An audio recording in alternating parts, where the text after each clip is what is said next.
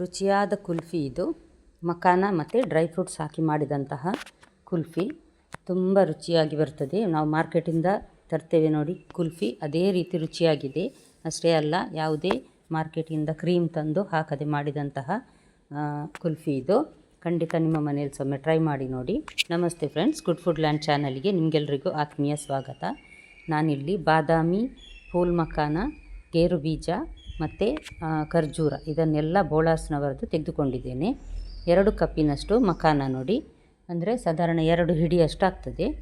ಮತ್ತು 1 ಹಿಡಿಯಷ್ಟು ಗೇರು ಬೀಜ, 1 ಹಿಡಿಯಷ್ಟು ಬಾದಾಮಿ, ಮತ್ತೊಂದು 10 ರಿಂದ 15 ಬೀಜ ತೆಗೆದ ಖರ್ಜೂರ. ಸಕ್ಕರೆ ನಾನೊಂದು 4 ಚಮಚ ಹಾಕಿದ್ದೇನೆ. ಬೇಡ ಅಂತಿದ್ದರೆ ಖರ್ಜೂರವೇ ಜಾಸ್ತಿ ಹಾಕ್ಕೊಳ್ಬಹುದು. ಇದನ್ನೀಗ ನಾವು ನೆನೆ ಹಾಕಬೇಕು. ಅದಕ್ಕೋಸ್ಕರ ನಾನಿಲ್ಲಿ 1-2 ಲೋಟ ಹಾಲು ಹಾಕಿ ಇದನ್ನು 1 ಗಂಟೆ ನೆನೆಯಲಿಕ್ಕೆ ಇಡ್ತಾ ಇದ್ದೇನೆ. ಚೆನ್ನಾಗಿ ನೆಂದಿದೆ ಈಗ ಇದು ನೋಡಿ, ಚೆನ್ನಾಗಿ ನೆಂದಿದೆ. ಇದನ್ನೀಗ ನಾನು ತೆಗೆದು ಮಿಕ್ಸಿ ಜಾರಿಗೆ ಹಾಕ್ತಾ ಇದ್ದೇನೆ. ಇದಕ್ಕೆ ನಾನು ಸ್ವಲ್ಪ ಟೇಸ್ಟಿಗೋಸ್ಕರ ಅಂತ ಹಾಕಿದ್ದೇನೆ. ಬೇಡ ಅಂದರೆ ಖರ್ಜೂರವೇ ಸ್ವಲ್ಪ ಜಾಸ್ತಿ ಹಾಕ್ಕೊಳ್ಬಹುದು. ಇದನ್ನು ನಾನೀಗ ಮಿಕ್ಸಿ ಜಾರಿಗೆ ಹಾಕಿ ಒಂದು ಸಲ ನುಣ್ಣಗೆ ರುಬ್ತೇನೆ. ಇದನ್ನೀಗ ಮೊದಲೊಂದು ಸಲ ಇದೇ ಹಾಲಲ್ಲಿ ಚೆನ್ನಾಗಿ ಗ್ರೈಂಡ್ ಮಾಡುವ.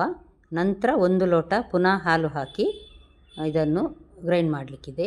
ಇದರಲ್ಲೀಗ 1 ಕಪ್ಪಿನಷ್ಟು ನಾನು ಮಿಲ್ಕ್ ಪೌಡರ್ ಹಾಕ್ತಾ ಇದ್ದೇನೆ. ಯಾವುದೇ ಕ್ರೀಮ್ ಹಾಕ್ತಾ ಇಲ್ಲ, ಮಿಲ್ಕ್ ಪೌಡರ್ ಹಾಕ್ತೇನೆ ನೋಡಿ. ಇದರಲ್ಲೊಂದು 4 ಚಮಚದಷ್ಟು ಸಕ್ಕರೆ, ಬೇಡ ಆದರೆ ಸಕ್ಕರೆ ಹಾಕ್ಕೊಳ್ಳೋದು ಇರಬಹುದು. ಒಂದು 4 ಡ್ರಾಪಿನಷ್ಟು ವೆನಿಲಾ ಎಸೆನ್ಸ್, ಇದು ಸ್ವಲ್ಪ ಸಾಕು. ಇದು ಸಹ ಪರಿಮಳ ಚೆನ್ನಾಗಿ ಬರ್ತದೆ ಅಂತ, ಅದಕ್ಕೋಸ್ಕರ ಟೇಸ್ಟ್ ಕೂಡ.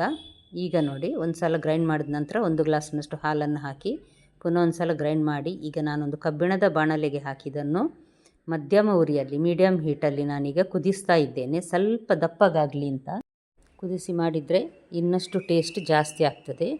ಅದೇ ಒಂದು 6-7 ನಿಮಿಷ, ಅಂದರೆ ಸ್ವಲ್ಪ ಮಂದಾದರೆ ಸಾಕು, ಜಾಸ್ತಿ ಕುದಿಸ್ಬೇಕಂತೇನಿಲ್ಲ. ಈಗ ಇದು ರೆಡಿಯಾಗಿದೆ. ನಾನು ನೋಡಿ ಗ್ಯಾಸನ್ನು ಆಫ್ ಮಾಡ್ತಾ ಇದ್ದೇನೆ. ಇದನ್ನಿನ್ನು ನಾವು ತಣ್ಣಗಾಗಲಿಕ್ಕೆ ಬಿಡುವ. ಬೆಳಿಗ್ಗೆ ಅಥವಾ ಮಧ್ಯಾಹ್ನ ಮಾಡಿಟ್ರೆ ಸಂಜೆ ತಿನ್ನಲಿಕ್ಕೆ ಒಳ್ಳೆಯದಾಗ್ತದೆ. ಈಗ ನೋಡಿ ಸಾಧಾರಣ ಇಷ್ಟು ದಪ್ಪ ಆಗಿದೆ. ಈಗ ಒಂದು ಸಲ ಚೆನ್ನಾಗಿ ಮಿಕ್ಸ್ ಮಾಡಿದ ನಂತರ ಇದು ನೋಡಿ, ಐಸ್ ಕ್ರೀಮ್ ನಾವು ತರ್ತೇವೆ ನೋಡಿ ಕುಲ್ಫಿ ಎಲ್ಲ, ಅದೇ ಪ್ಲಾಸ್ಟಿಕ್ ಇದು ಬಾಕ್ಸ್ ಇದು, ಅದಕ್ಕೆ ನಾನೀಗ ಹಾಕ್ತಾ ಇದ್ದೇನೆ.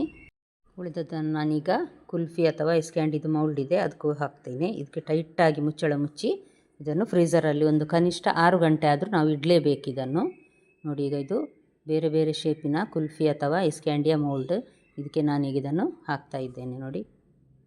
ಬೇಕಿದ್ದರೆ ಸಣ್ಣದಾಗಿ ಕಟ್ ಮಾಡಿದಂತಹ ಹುರಿದ ಪಿಸ್ತಾ ಅಥವಾ ಗೇರು ಬೀಜವನ್ನು ಸಹ ಹಾಕ್ಕೊಳ್ಬಹುದು.